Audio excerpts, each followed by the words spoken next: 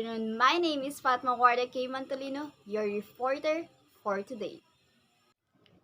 So, for today's discussion is all about global city, but before we started, let me define first what globalization is. So, we know globalization knowingly and unknowingly.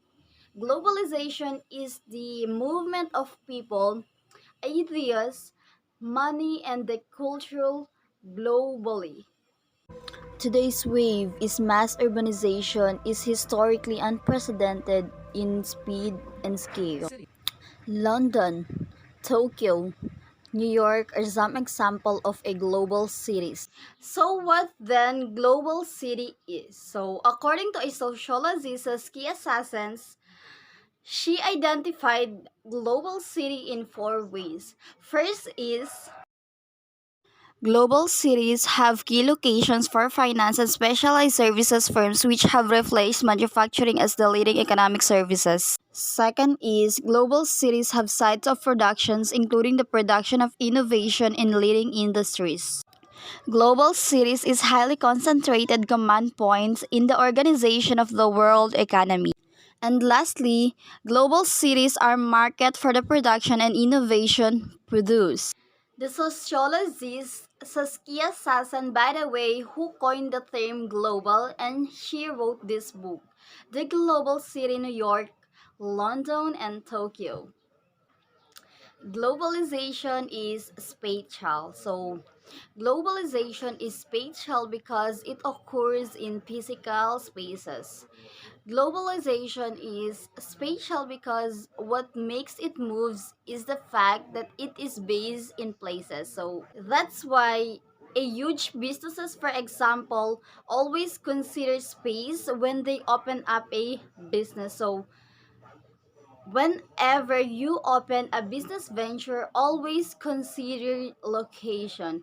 Always think of a location because the space and the location where you put your business can make or break your business. So that's why globalization is spatial.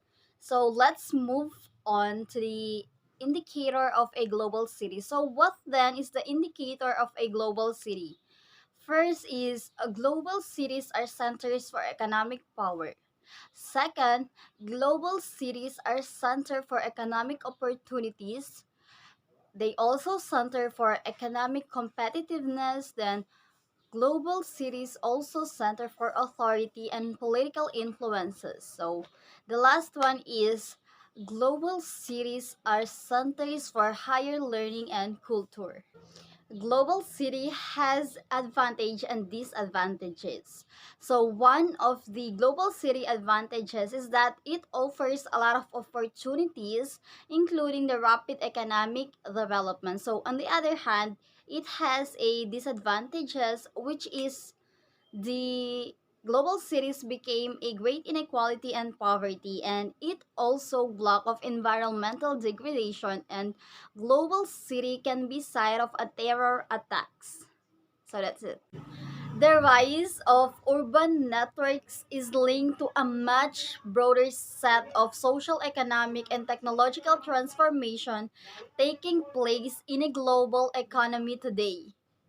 This documentary explores this changing landscape and the development of urban networks as the emerging geographic of connectivity and an age of globalization.